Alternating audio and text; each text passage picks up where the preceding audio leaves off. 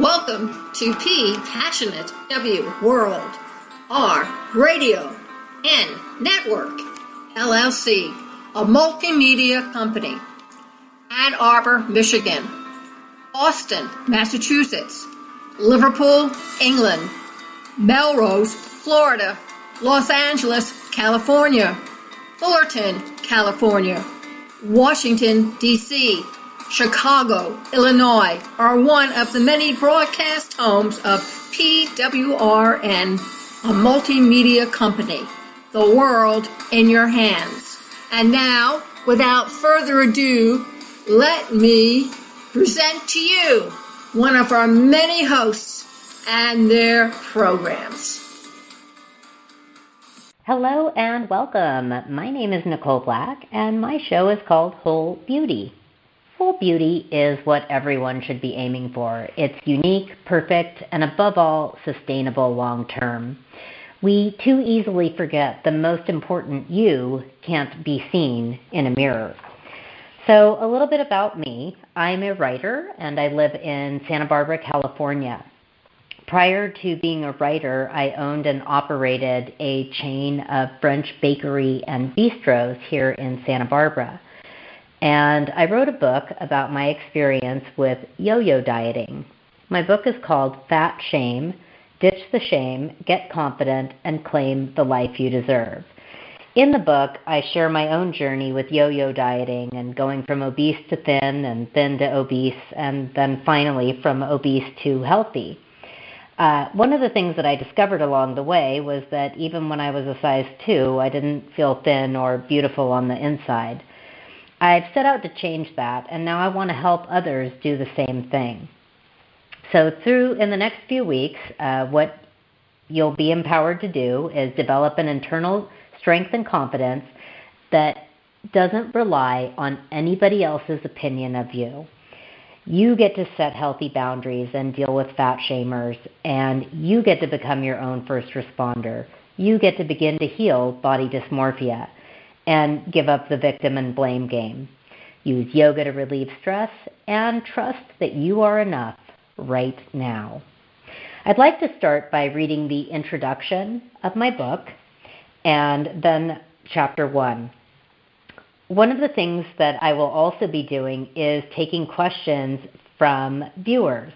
So if I do answer your question on the air, I will send you a copy of my book, Fat Shame, Ditch the Shame, Get Confident, and Claim the Life You Deserve. Questions will be at the end of the show, time permitting. So without further ado, the introduction to Fat Shame, Ditch the Shame, Get Confident, and Claim the Life You Deserve. "You're fat," my very tiny, very short Italian grandmother said to me one day. I was 12 and just entering puberty at the time. And I wasn't fat. I just wasn't as skinny as she was. But I was too young to understand that her comment had nothing to do with me and everything to do with her own insecurities. Her words wounded me just as deeply as a sharp knife. I won't say that her comment was the sole reason for the body dysmorphia that plagued me for many years, but it certainly didn't help.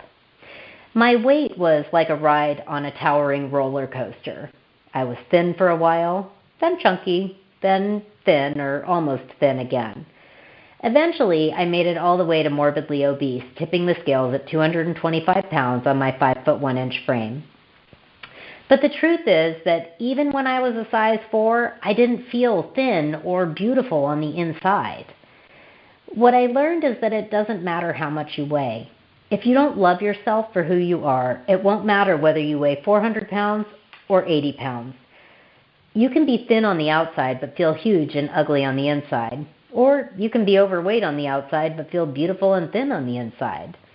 And the inside is what really counts. Sure, we all want to be physically healthy, and obesity certainly isn't healthy. But when you truly learn to love yourself as you are, it's actually easier to be physically healthy. The love you feel for yourself causes you to want to take care of your body, and the person on the outside begins to reflect the person you've cultivated on the inside. Unfortunately, many obstacles on the inside can block you from the self-love you deserve. Because of that, you can find the best diet plan known to humankind, but as soon as you get emotionally triggered, often by fat shaming from someone else or even from yourself, the plan flies right out the window. That's why this isn't a diet book. It isn't about nutrition, fitness, or even losing weight. It's about helping you embrace your uniqueness and develop an internal framework that will stay strong no matter what you weigh and no matter what anyone says to you or about you. For me, the journey to building that strong internal framework involved learning who I was deep inside. That life-changing self-exploration included meditation, psychology, yoga, Rolfing structural integration, ending my marriage, and most of all, learning how to be single and happy without depending on anyone or anything. Here's the truth, because I want to be 100% transparent with you. I'm no longer overweight, but I didn't lose the weight by dieting and exercise. When I was 100 pounds heavier than I am now, I tried fasting, working out, and everything else I could think of, but nothing was sustainable. I lost weight, but I always gained it back. I even got to a point where I was suicidal. I felt like I was a caterpillar slowly stuffing myself until I was encased in a cocoon. After I started seeing some of the health risks of my weight, such as high blood pressure, I knew I needed to change or be doomed to a life of huffing and puffing up a short flight of stairs. So I opted for gastric sleeve surgery. Today, I'm happy with who I am, and people are shocked when they learn that I was once 100 pounds heavier. I always tell them that if I was going to lie about something, it wouldn't be to make up a story about being overweight. Let me be clear, however, in no way am I advocating surgery. I still consider it to be a last resort. Yes, the surgery helped me become thinner and physically healthier, but it didn't get rid of the self-loathing or body dysmorphia that still existed inside me from all the years of trauma and fat shaming. So the real work began after the surgery. That's when I began to truly heal and love myself. Over time, I unraveled my cocoon to slowly and carefully emerge as a butterfly. I'm still a work in progress, and my life is far from perfect, but it's also far from where it was when I began this process. I'm convinced that if you follow the principles in this book, you can significantly improve the quality of your life, too. Is this book for you? I believe this book can help you if you've been plagued by fat shaming from others as well as your own inner voice, you're overweight and have spent years yo-yo dieting without feeling any better about yourself, you don't know if you can love yourself unless you lose weight, you want to feel better about yourself and your body, but you don't know how to do it, you've experienced trauma that keeps you stress eating, you're tired of dieting and want to just accept yourself as you are, and or you want to diet again but feel like you need to deal with your inner pain in order to be successful this time around. As I've said, what this book won't do for you is provide you with a diet plan or give you tips on how to use your willpower to stop overeating. These pages go deeper than that. They speak to the root core of what keeps so many stuck in self-destructive patterns. That may or may not involve losing weight for you. But I'm less concerned about that than I am about the quality of your life on a deeper inner level. Here's what you'll learn as you continue reading. How to protect yourself against the projections and fat shaming of others. How to return to neutral when others push your buttons. How to spot your personal rock bottom and stop self-loathing in its tracks.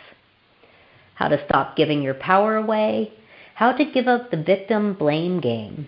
How to cultivate self-forgiveness. How to create happiness and joy from the inside out. How to love yourself for who you are, and more.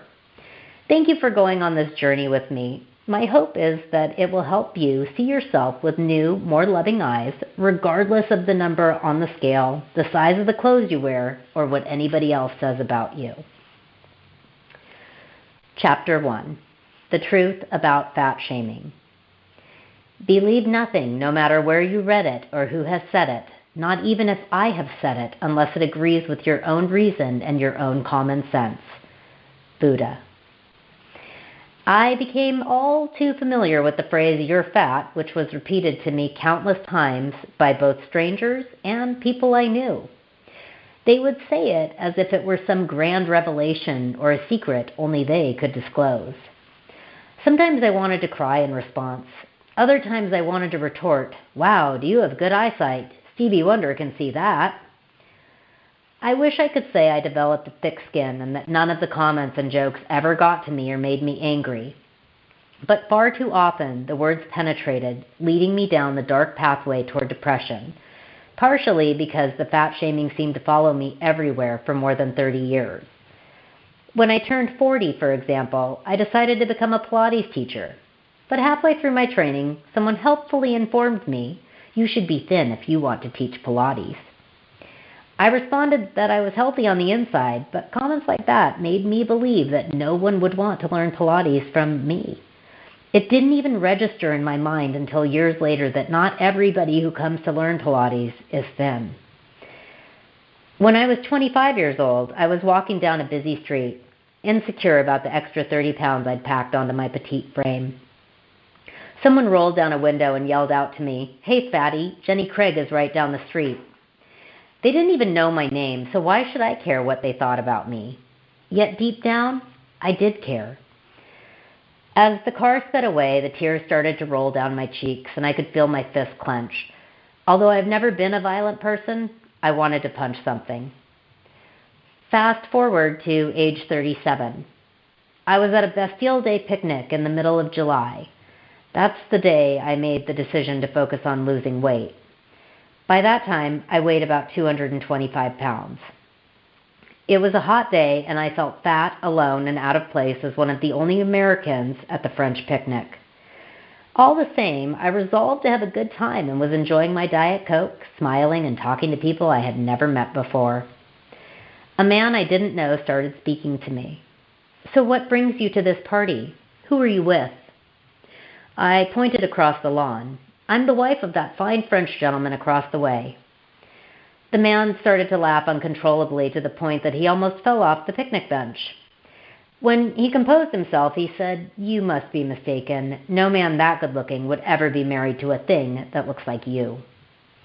I was dumbfounded. I wasn't a thing. How could one human being say something so cruel to another human being, a stranger no less? I wish I could have stood up and left, but it was as if my feet were encased in cement. I also wish I could say it stopped there, but it didn't. This man was unrelenting in his taunts, and I was left speechless. Eventually, another person at the picnic told him to lay off. "Yes, that man over there is her husband. Leave her alone." But he wouldn't. I was determined not to cry in front of him, but my eyes brimmed with tears. Then my husband walked over. He never said a word to the man who was so horrible to me, but he did ask if I wanted to leave. My former spouse had the uncanny ability to let things roll off his back, so he just asked me, "Why do you care what that man thinks about you?" I couldn't answer him. He pointed out that it was unlikely I'd ever see this person again. He was right, of course, but at that time, it wasn't as easy as that for me. I'll never forget the feeling of receiving that man's cruelty.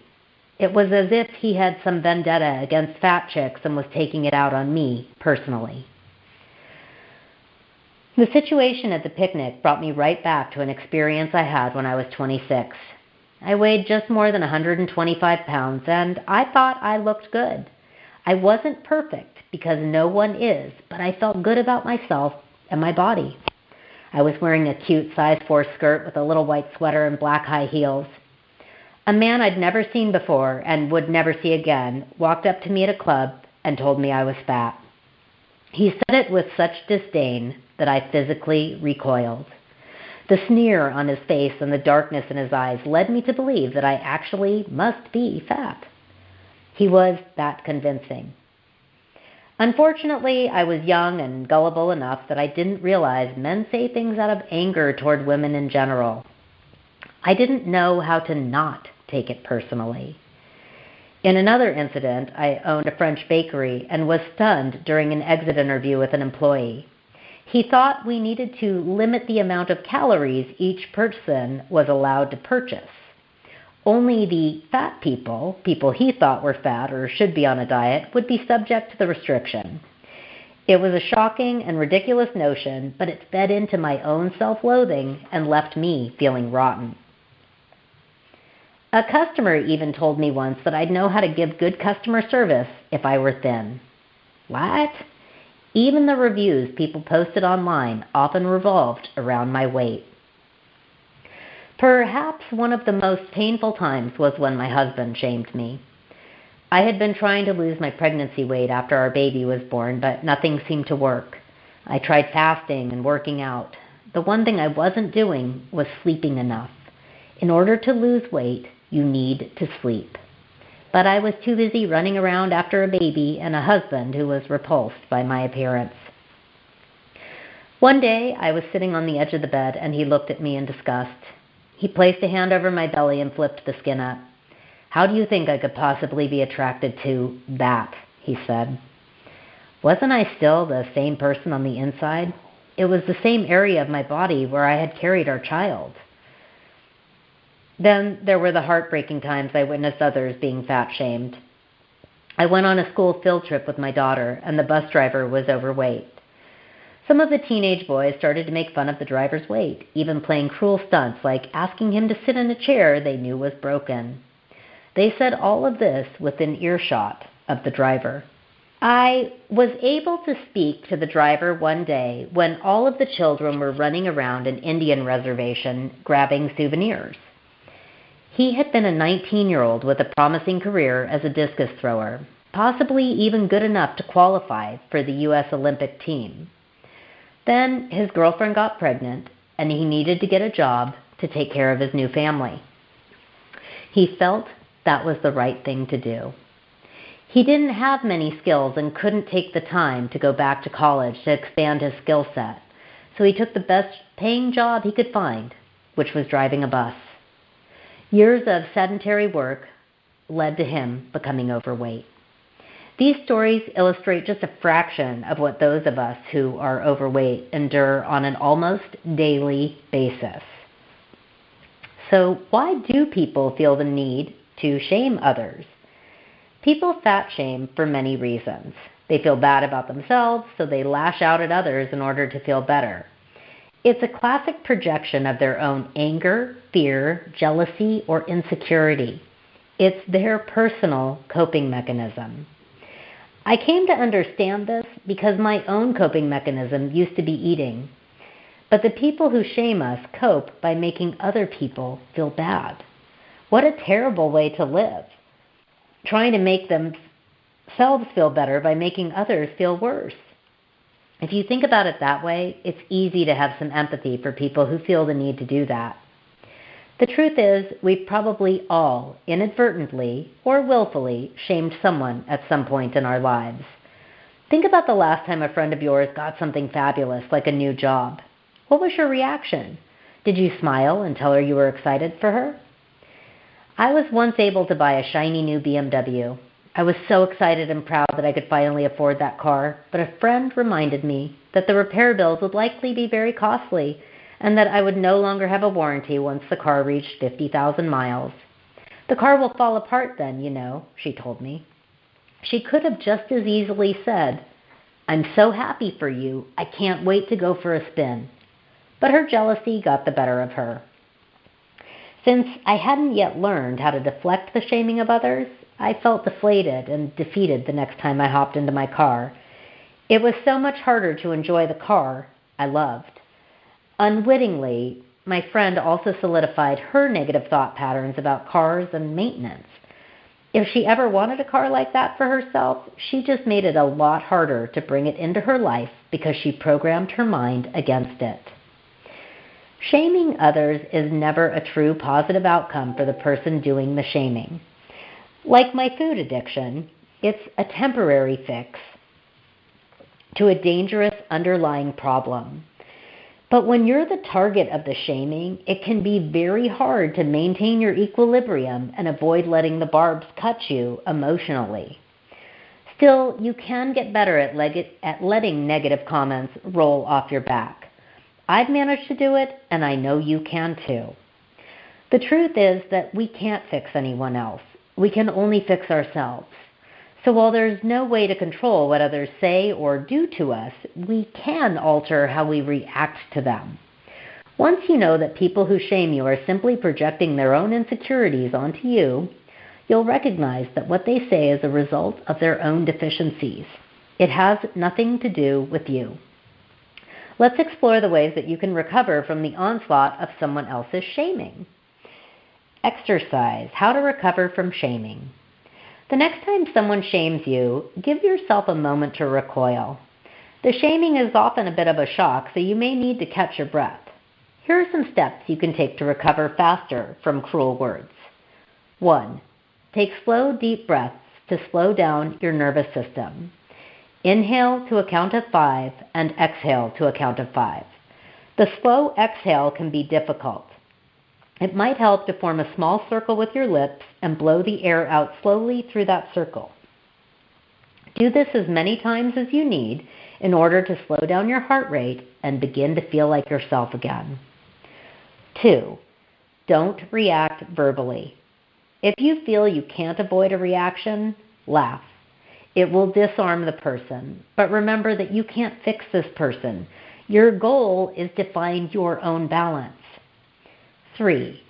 Remind yourself that the individual who spoke unkindly is in pain. They may not even know they're in pain, but deep down they are. 4. Later, when you're alone, write down how you felt emotionally and in your body as a result of the words. Making note of where you felt it in your body can be helpful down the road, as you'll begin to see patterns as to how your nervous system responds. You'll also become more accustomed to tuning into your body, and writing down your feelings will help you release them. As much as it might hurt to do this, it will ultimately help you. If you feel the need to cry or punch a pillow, do it. Whatever you do, don't stuff the feelings down. That could easily send you to food, and even if it doesn't, the healthy way to let go of a painful experience is to let your feelings out. You're reaching for your pen rather than a candy bar and giving yourself what you truly need. The longer issues like this linger and fester, the more they become a bigger deal than they deserve to be. 5. While you're writing, ask yourself 4 questions. 1. Is what the person said true? 2. Is what the person said helpful? 3. Is the comment in line with who I am as a person? 4. Does this person's opinion truly affect my life? Chances are the answers to these questions are all no. If you get a yes on any of these, double check yourself. If the comment was helpful, it could be that you learned something valuable about yourself. If that's the case, try not to use it as an excuse to beat yourself up, but simply use it as a way of developing yourself further. If the person's opinion will indeed affect your life, ask yourself in what way. If he/she is a family member, I question how much their opinion must truly affect your life. If it's your boss or a colleague, maybe it's time to begin thinking about how you can change jobs. Don't automatically tell yourself you won't be able to find another job or that you've invested too much in this job. 6. Next, sit down and have a talk with yourself. Remind yourself that you're unique and inherently lovable. It takes time and practice, but that self-talk will eventually begin to penetrate the habit of self-hatred that may have plagued you for years. Don't give up. Keep combating that negative voice. Slowly but surely, your loving voice will become louder.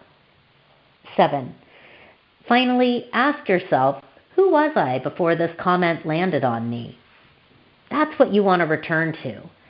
Now that you've allowed your feelings to come out in your journal, affirm to yourself that you'll reset and act as if the comment never came your way. Then close your eyes and imagine that a rush of beautiful white light is coming toward you from above. You can imagine that this light is coming from spirit, angels, departed loved ones, whatever feels good to you.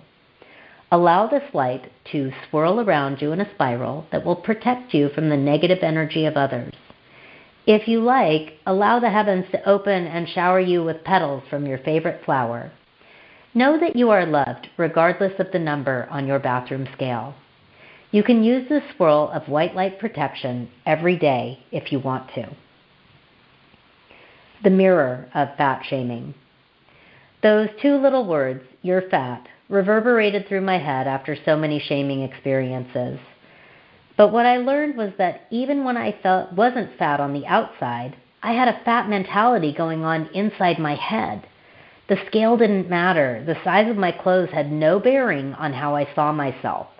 This cycle of self-abuse continued for well more than a decade until I learned how to quiet the destructive voice that liked to take my power away. It didn't really matter if someone else thought I was fat. I was beating myself up on the inside for not being enough of whatever I thought other people wanted me to be. And the people who shamed me were holding up a mirror to my own inner shame. That was a hard realization, but an important one. The truth is that you're enough today, and you'll be enough tomorrow. And you aren't too much either. Like everyone else, you're a work in progress, and there's no one else in the world like you. No one. Never has been and never will be. It isn't about being fat or skinny. You're in control of your life, your body, and your choices. No one else gets to dim your light. And in truth, they can't dim your light. Only you can do that if you allow someone else's warped opinion of you to control you. I believe you're stronger than that and deserve better than that. Don't you? Yes, you do. Maybe a part of you doesn't believe that yet, but there's another part of you who knows better. It may be the tiniest whisper in your head right now. You may see this part of you as a minuscule pinpoint of light, but that light can get bigger if you let it in. In fact, right now, see if you can grow that light. Can you make it bigger? Can you make that whisper louder? Can you hear the voice of the part of you who loves you unconditionally? If you can't, keep trying. The more often you open your ears to this part of you, the faster it will begin to drown out the part that's mirrored by the shamers. Self-love is a lifelong practice, so don't ask yourself to be perfect at it. It's like brushing your teeth. You have to do it daily, and you will get better at it. But you'll never be perfect because none of us are. During the course of reading this book, you'll learn new skills for loving yourself. By the time you finish the last page, you'll already be better at self-love. Next week, we're going to talk about anchoring ourselves within our own self-love, walking away from toxic people, and trauma and where some body shame comes from. Remember that when other people are saying things to you, about you, or around you, they're usually just reflecting on their own doubts and insecurities, and it has nothing to do with you and everything to do with them and their own issues and insecurities. See if you can practice for the next week, waking up, looking at yourself in the mirror, and just saying, "Good morning, I love you." And at night, after you're done brushing your teeth, look back in that mirror and say, "Good evening, I love you." It may sound corny and cheesy to tell yourself that you love yourself, but it took me a long time to realize that the only person I'm guaranteed to get to the end of this life with is me. It's Nicole. And so looking into the mirror and telling myself how much I love myself is something that I think everyone should do. We need to be better at loving ourselves so that other people can learn how to love us. You can't show someone else how to love you unless you love yourself first. Thank you so much for tuning into Whole Beauty with Nicole Black on Passionate World Radio. Remember, please send any questions that you have to nicole@nicoleblack.com or visit my website at www.nicoleblack.com. Remember, if I read your question on the air, I will send you a copy of my book, Fat Shame, Ditch the Shame, get confident, and claim the life you deserve. It's been a pleasure being with you, and I look forward to speaking with you next week. I've been working in my bakery all my livelong days. I've been working in my bakery just to pass my time away.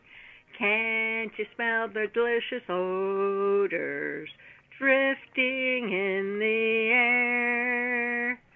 Can't you smell the delicious odors lingering in the air? Lillian, won't you bake? Lillian, won't you bake?